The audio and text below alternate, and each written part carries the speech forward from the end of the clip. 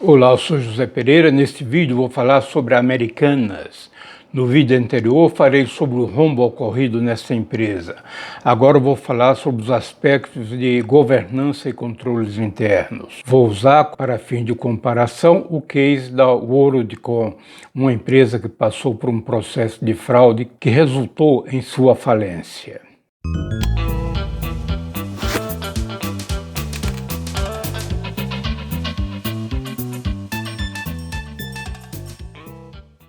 Muito bem, vamos aos nossos slides. Inicialmente, faremos a seguinte pergunta: por que uma empresa gigante quebra de repente?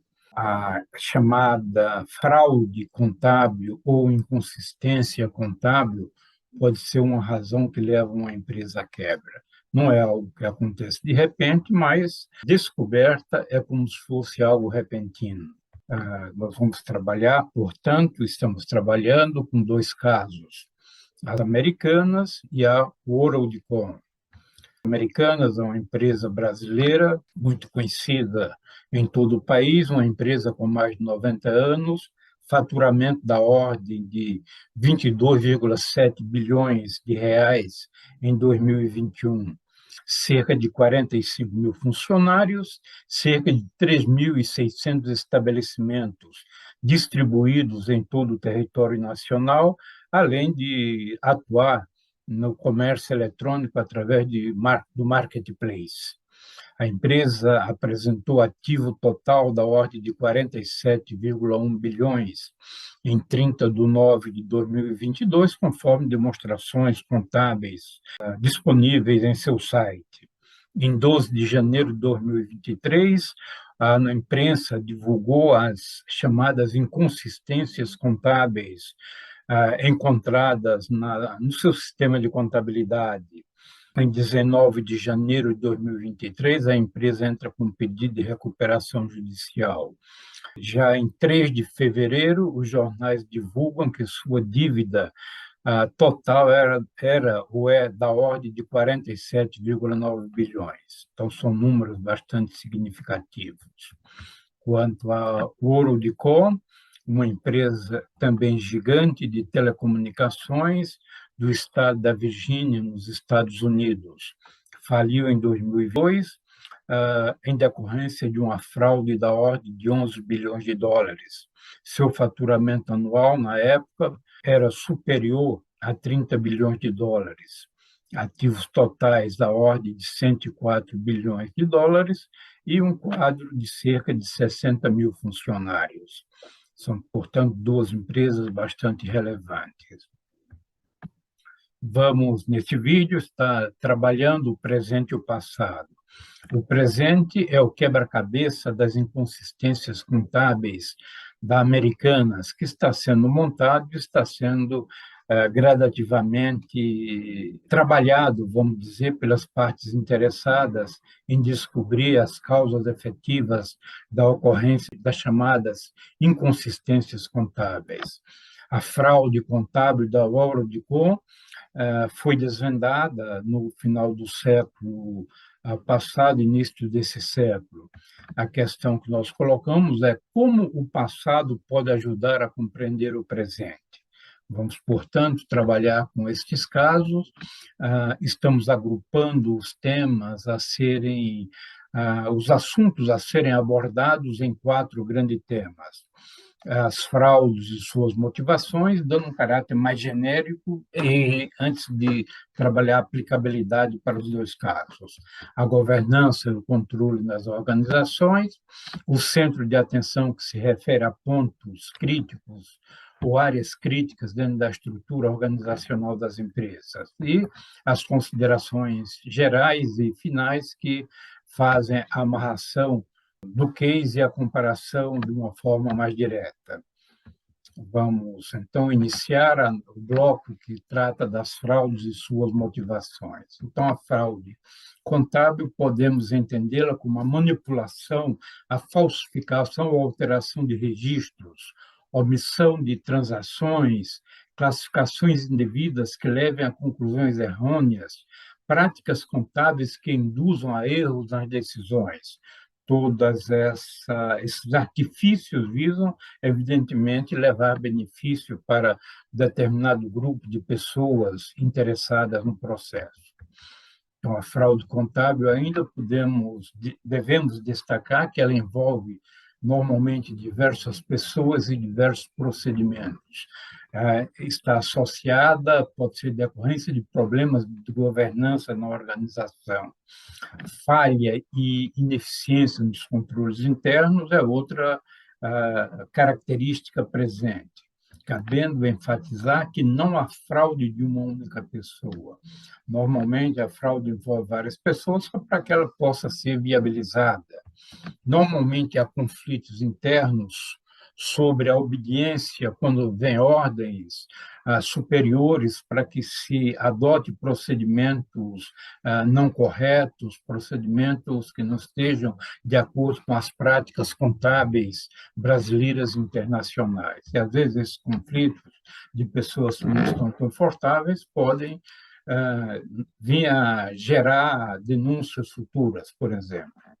Tudo depende de quando isso ocorre e do estrago que já tenha sido causado. Nós vamos abordar aqui 5 causas motivadoras de fraude, né? Vamos enfatizar apenas os casos em que a manipulação, a fraude é praticada no sentido de mostrar resultados melhores do que a realidade da empresa. Se trata, portanto, de uma visão de curto prazo, uma vez que, como diz o ditado popular, a mentira tem perna curta e mais cedo ou mais tarde poderá ser descoberta. Então, uma primeira possibilidade são metas excessivamente ambiciosas e não realistas, estabelecidas pela direção superior de uma empresa, e os executivos, as unidades de negócio, às vezes, não conseguem atingir essas metas, e para que possam manter os seus empregos, as suas atividades, terminam falsificando, fraudando informações, vamos dizer assim. A segunda condição é a obtenção de empréstimos e financiamentos. Muitas vezes, uma empresa está em dificuldade de obter crédito, sua classificação de risco, seu rating de crédito não é bom, e parte para o desespero de fraudar, vamos chamar assim, de maquiar as suas demonstrações contábeis para que ela possa obter recursos financeiros no mercado de crédito. Uma terceira possibilidade é a busca de valorização artificial do preço das ações no mercado. Uma quarta possibilidade está associada à tentativa ou à prática de distribuição de dividendos. Comenta-se no mercado, a imprensa tem divulgado que, nos últimos 10 anos, as lojas americanas teriam distribuído dividendos da ordem de 2 bilhões. São informações correntes no mercado. Uma quinta possibilidade está associada à remuneração e bonificação para os dirigentes, cabendo destacar que pode haver a combinação de mais de uma dessas possibilidades. Então, vamos entrar agora no aspecto governança e controle nas organizações. A governança, para fins do nosso vídeo, vamos tratá-la como a forma como as empresas são dirigidas, monitoradas e incentivadas, segundo a linha, o conceito do Instituto Brasileiro de Governança Corporativa. Também como ela se relaciona com os stakeholders, ou seja, clientes, fornecedores, funcionários, controladores, governos, acionistas e assim por diante. Quanto aos controles internos, vamos destacar 3 funções principais dos controles internos, também esses conceitos voltados para o presente vídeo. O primeiro objetivo é a proteção do patrimônio da empresa, da organização. O segundo objetivo, a fidedignidade das informações financeiras a serem fornecidas para o mercado.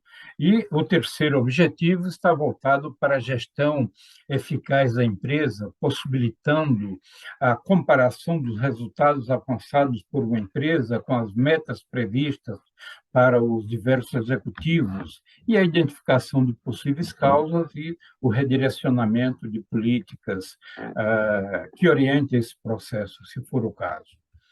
O controle das organizações é algo que já é uma preocupação antiga. É provável que os anos de 1850, com o surgimento das grandes corporações, especialmente nos Estados Unidos, tenha sido um marco relevante. Nessa época começou a surgir a figura do administrador profissional, havendo, portanto, a separação entre a propriedade e a gestão. E, na medida em que o proprietário delegou a terceiros a gestão dos seus negócios, ele sentiu a necessidade de ter controle para avaliação dos resultados a serem alcançados, assim como para evitar a ocorrência de fraudes, de desfalques nas empresas. Então, assegurar práticas de governança, proteção do patrimônio, estará sempre presente na função de controle. Os escândalos e as fraudes ocorridas nos Estados Unidos no final do século passado e início desse século levaram à criação da lei SOX, que foi uma forma de inibir as práticas de fraude. Os exemplos comuns e que são bastante lembrados, utilizados como case em universidades, por exemplo, é o da Worldcom e o da Erro.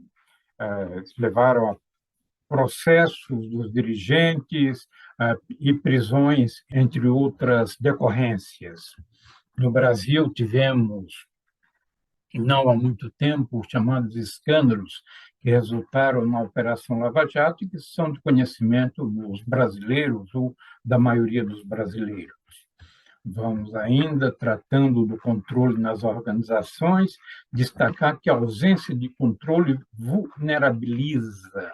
Ela pode, de certo modo, estimular a ocorrência de desfalques, de perdas.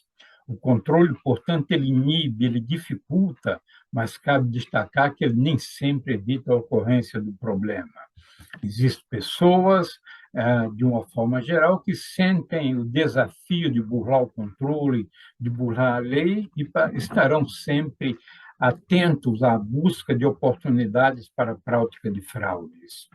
A controladoria, o comitê de auditoria, auditoria interna, auditoria externa, área de compliance, a gestão de risco e outras áreas que existem de controle dentro das organizações, mostra a grande preocupação das empresas com a preservação do seu patrimônio, com a fidedignidade de suas informações. Então, há toda uma estrutura de controle de órgãos com esse papel de controlar, porém, nem sempre essa estrutura dá conta de evitar a ocorrência das chamadas fraudes. Cabendo ainda destacar que todo esse controle ele tem um custo para a organização e esse custo é repassado para a sociedade na medida em que nós consumimos produtos e serviços dessas empresas, dessas organizações de uma forma geral. Vamos, então, fazer a conexão com o que aconteceu na Americanas, né?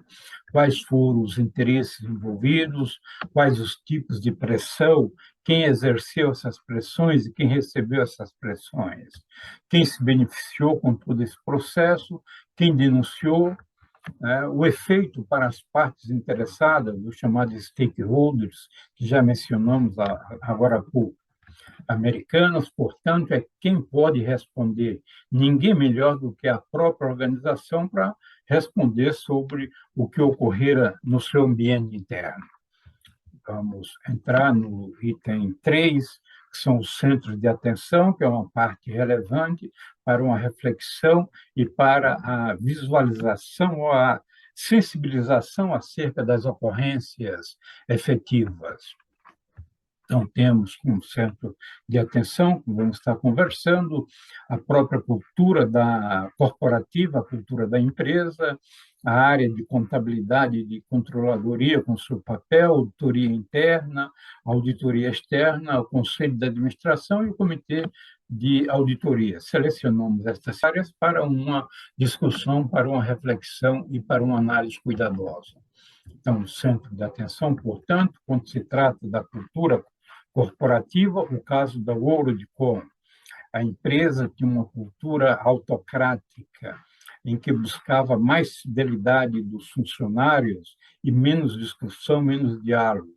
Então, os funcionários não deveriam questionar seus superiores, deviam cumprir as ordens.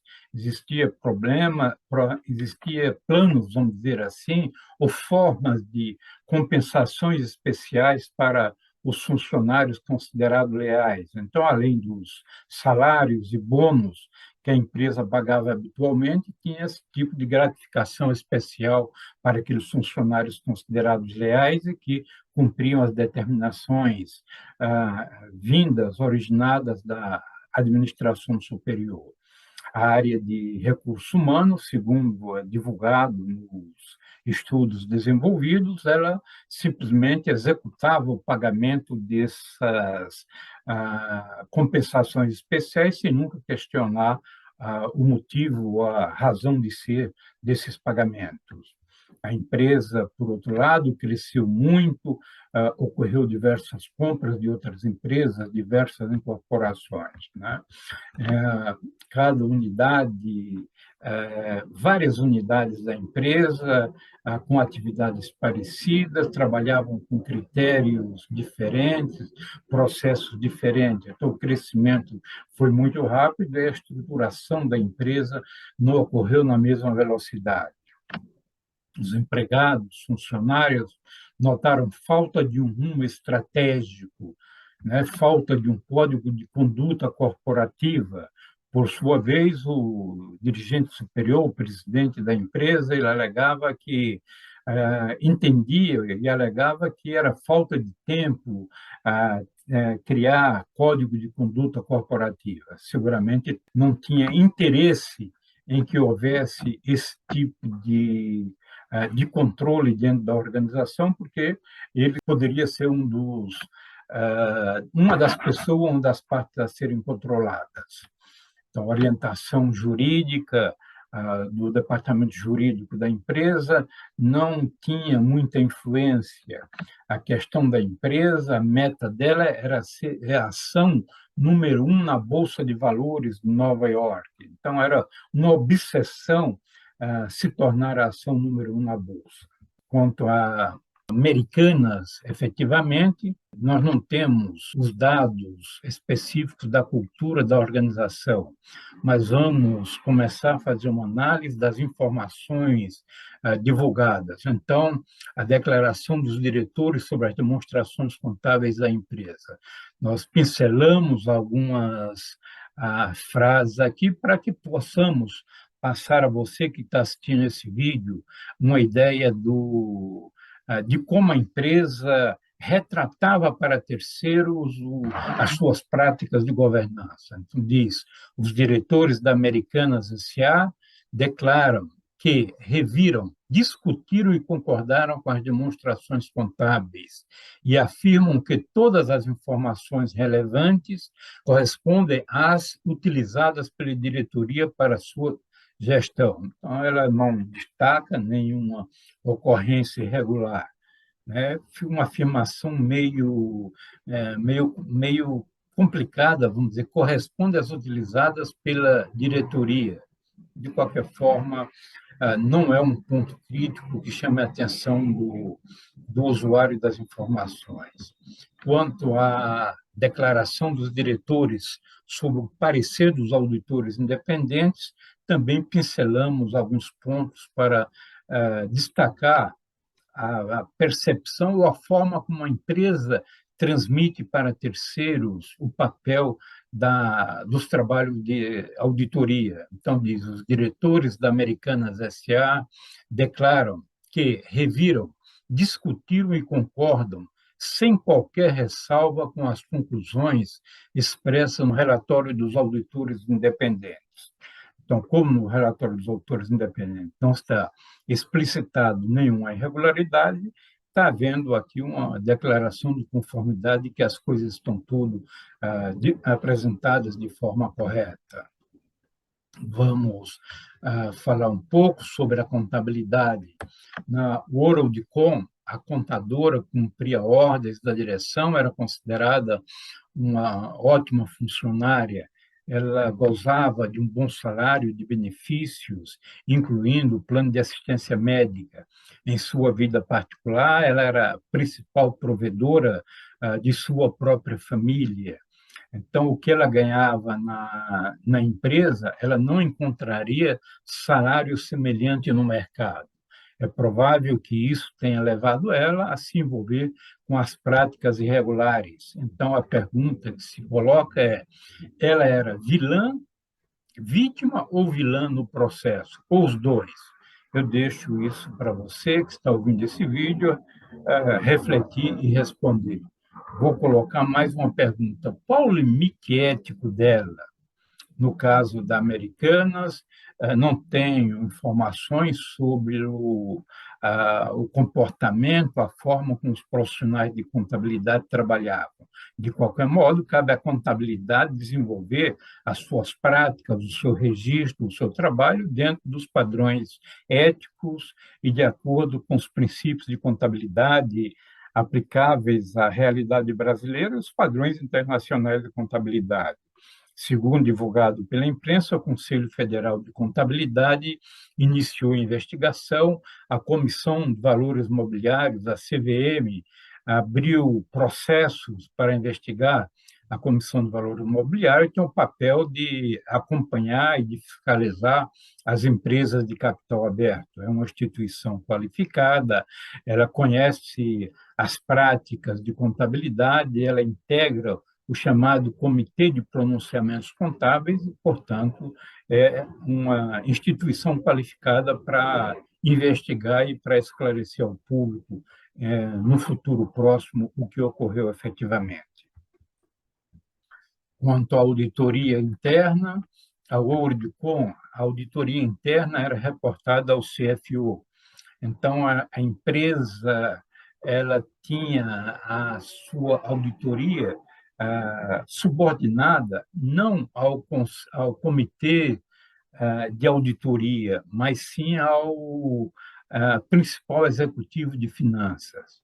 Então, a auditoria tinha um papel, uma recomendação de auditar a parte operacional, o desempenho de unidades, né?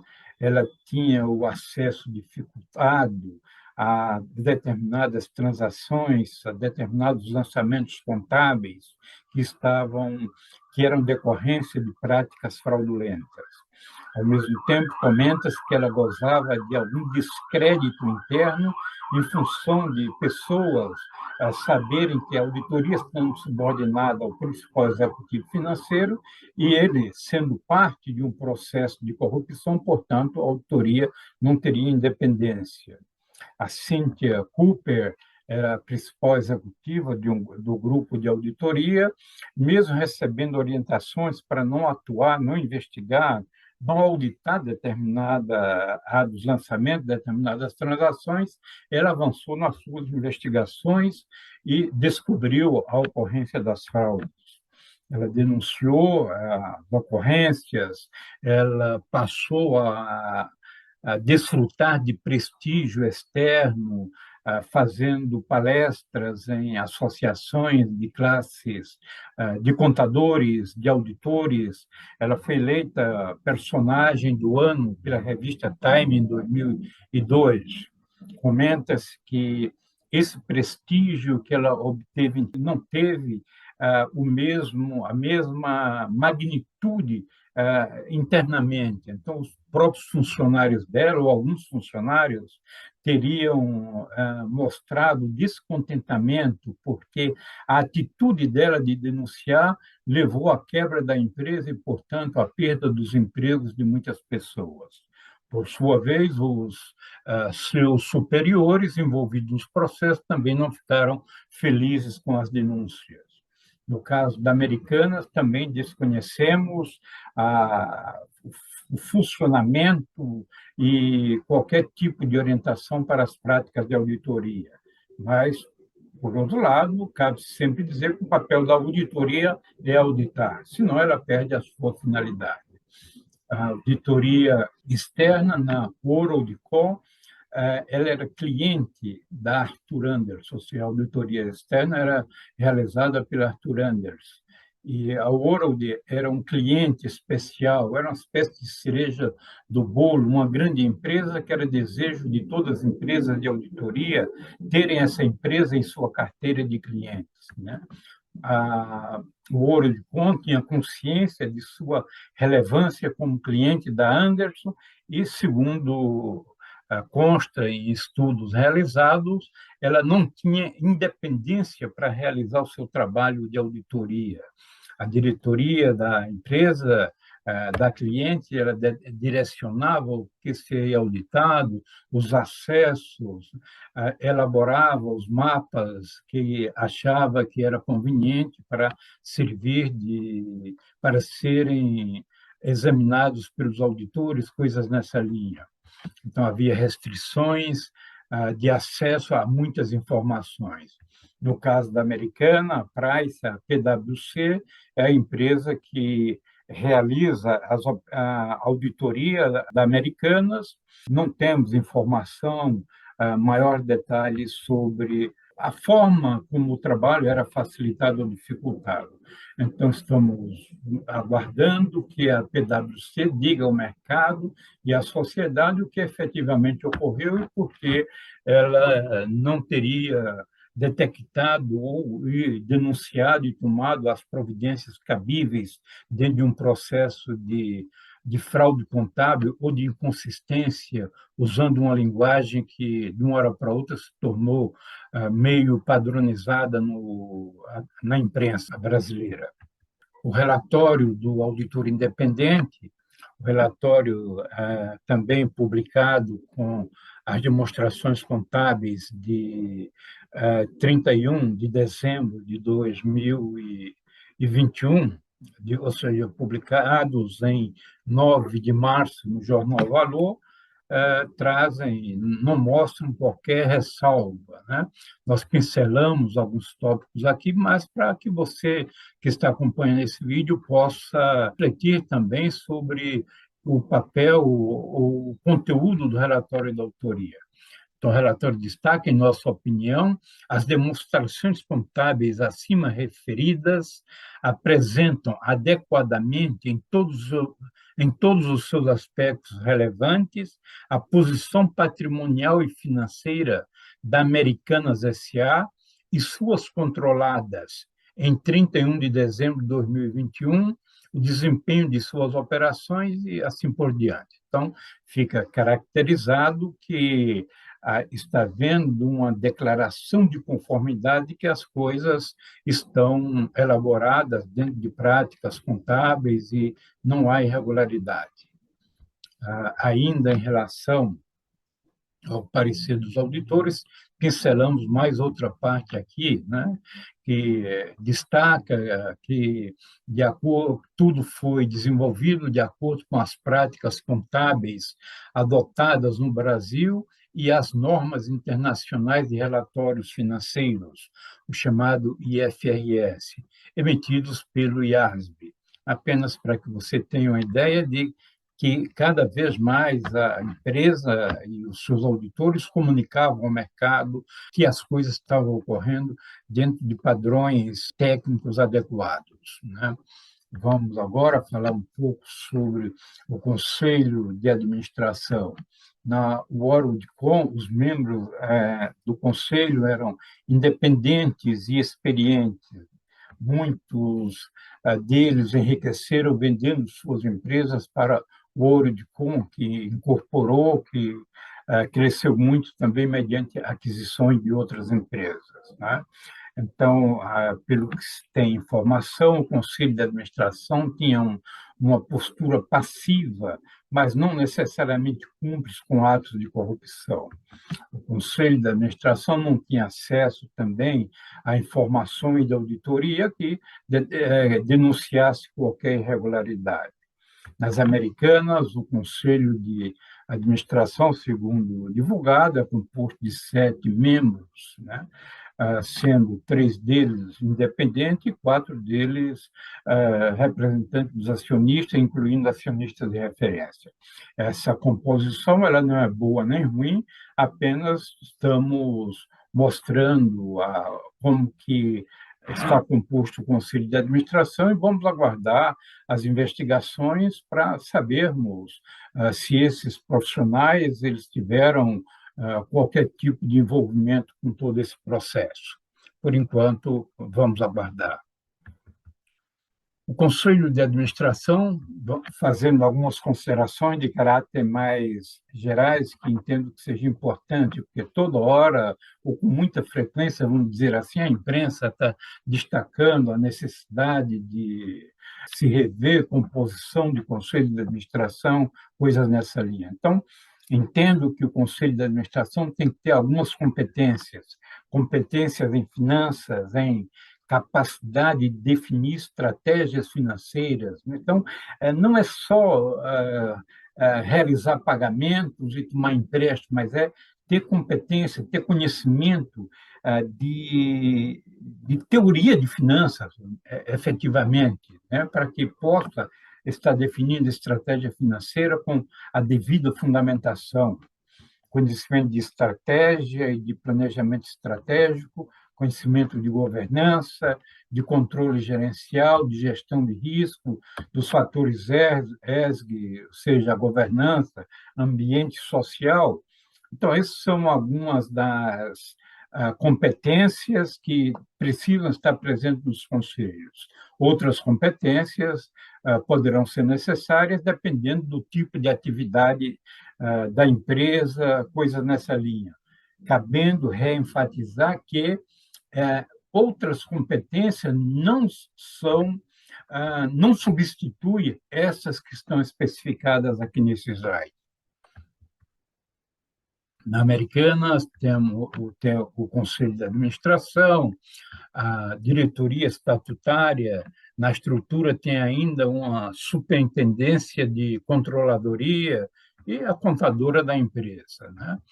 No parecer do Conselho Fiscal, também pincelamos algumas informações que nos ajudarão. Todas esses pareceres que estamos divulgando estão associados às demonstrações contábeis de 31 de dezembro de 2021, já apresentadas.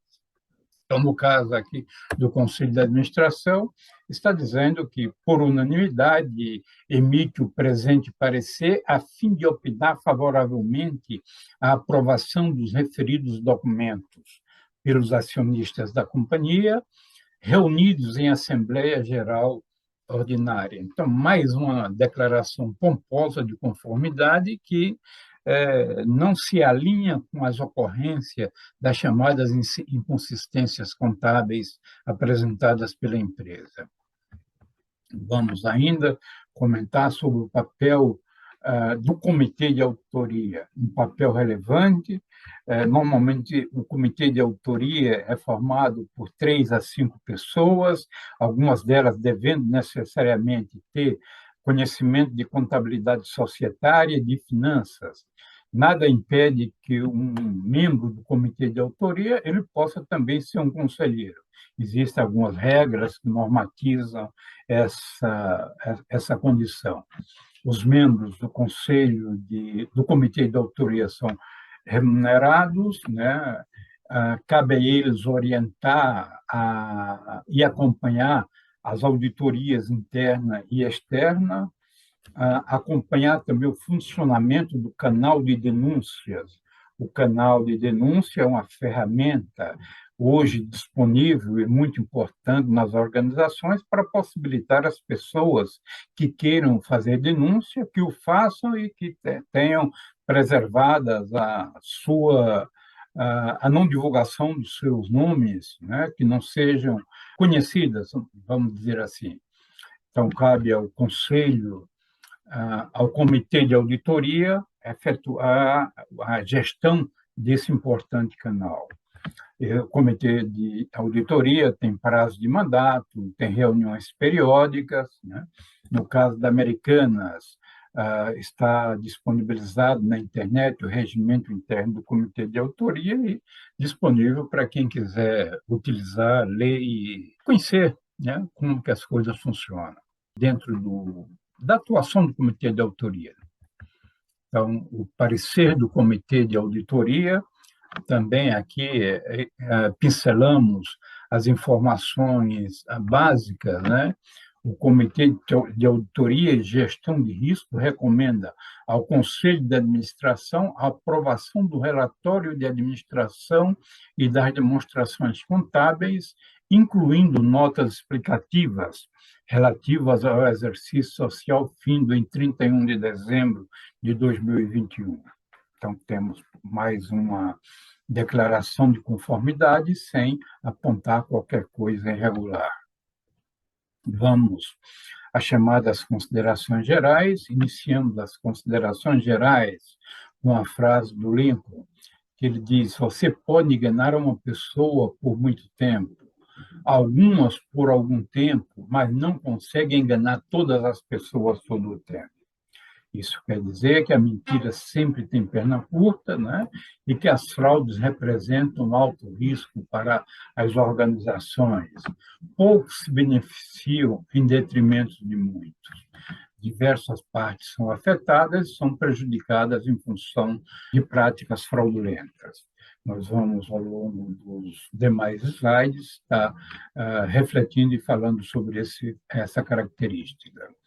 Temos este gráfico e essas informações divulgadas pelo Jornal Valor no dia 26 de janeiro, em que mostra aqui o valor, o preço da cotação da ação da Americanas em 2 de janeiro de 2023, R$ 9,03.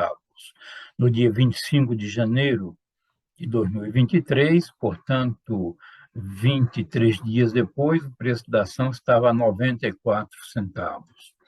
Mostra aqui nos números, nesse quadro resumido, que as dívidas de natureza financeira da empresa totalizavam, nessa época, 35,6 bilhões, então, as dívidas financeiras, enquanto que as dívidas totais 41,2 bilhões. As dívidas totais incluem as dívidas financeiras e mais outras, com fornecedores, empregados e assim por diante, né?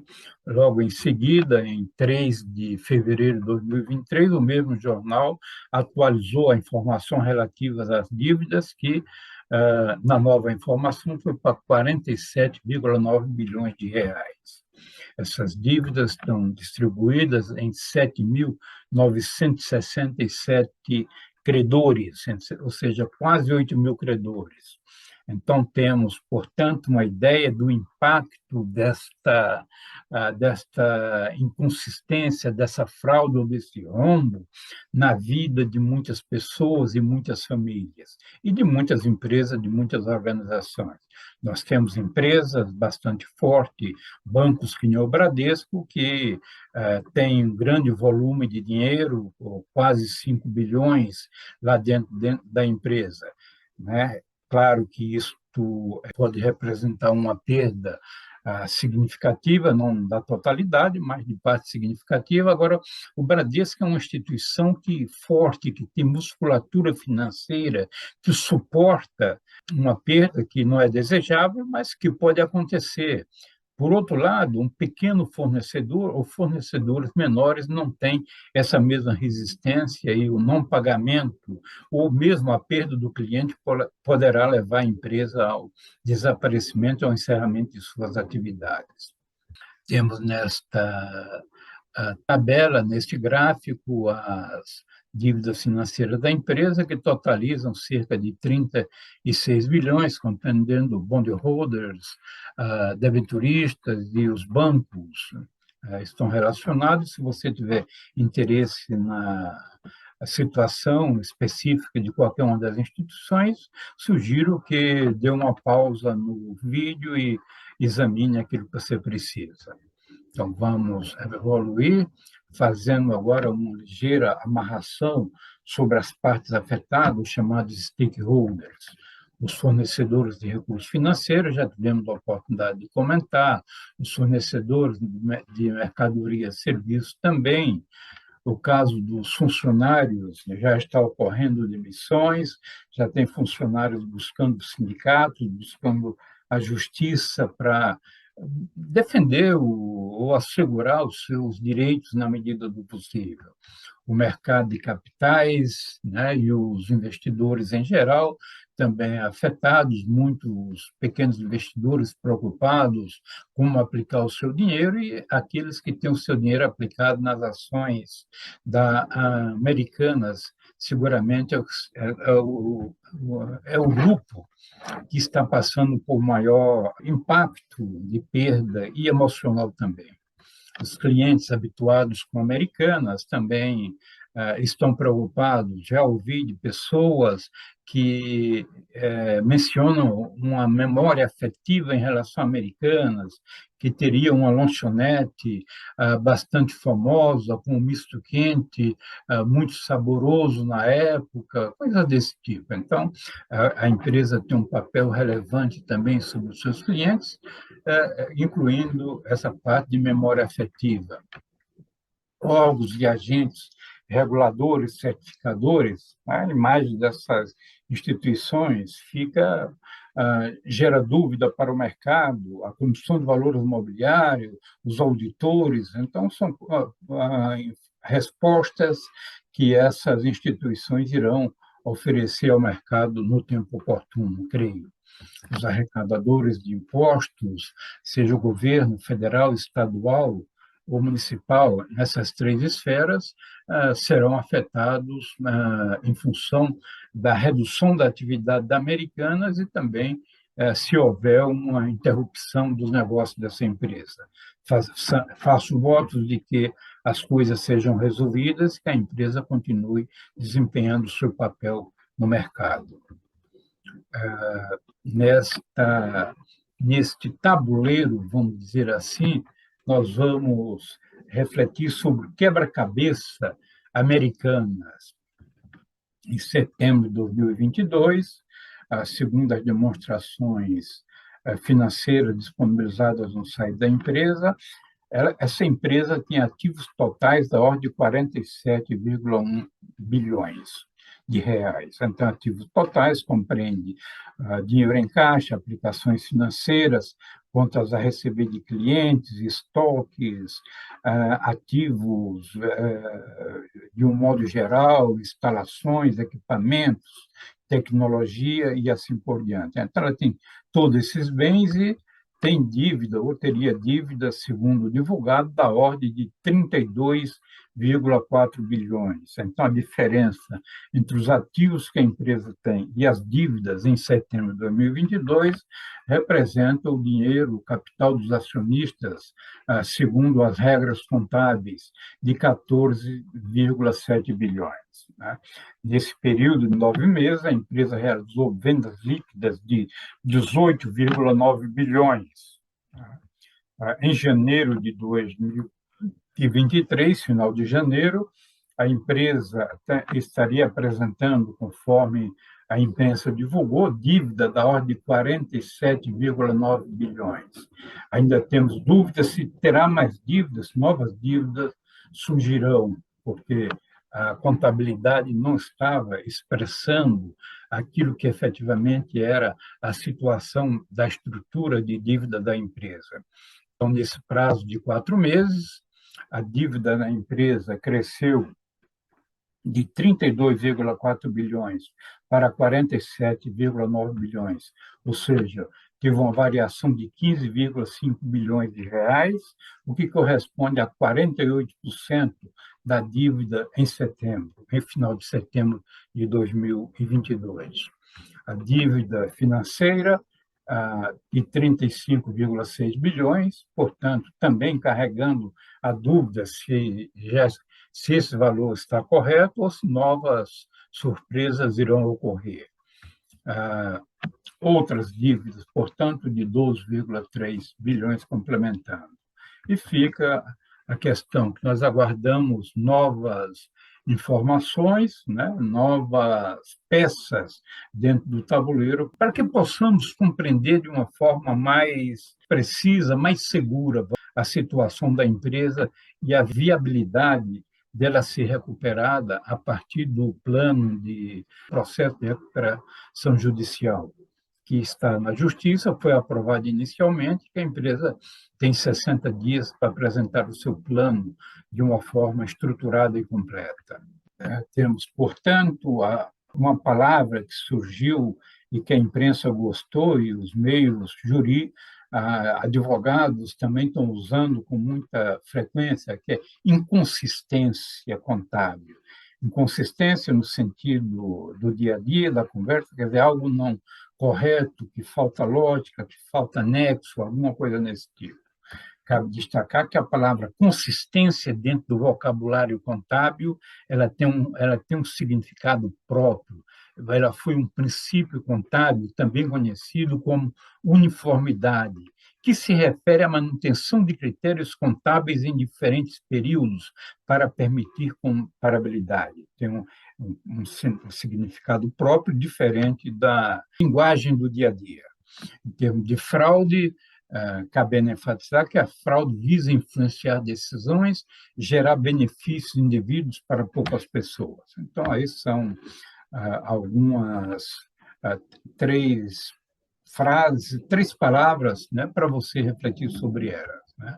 Então, agora, você que está assistindo nesse vídeo decide o que é fraude, o que é inconsistência contábil, qual a diferença de uma para outra, e se você não vê diferença, também não vai fazer diferença. Acredito que as informações sobre governança e controle possibilitem uma reflexão segura, né, para você, investidor, por exemplo. E recomendo também que você confira a playlist de empresa, onde temos mais 3 vídeos que falam sobre Americanas. Um deles é o desempenho financeiro comparativo entre Magazine Luiza e Americana, com base nos dados contábeis do exercício de 2020. O outro vídeo é o desempenho financeiro de 5 grandes varejistas brasileiros: Magalu, Americanas, Marisa, C&A e Renner. E o outro é o vídeo nosso anterior, análise de empresas sobre o rombo da Americanas. Então, são essas informações que seguramente ajudarão você a ter uma visão completa e bastante abrangente sobre as Americanas. Agradeço a você que assistiu esse vídeo. Estou seguro de que as informações apresentadas lhe serão de grande utilidade. A ocorrência de uma grande fraude é semelhante a um desastre de avião. Demora para ocorrer, mas quando ocorre, causa um grande estrago. Receba um abraço e até breve.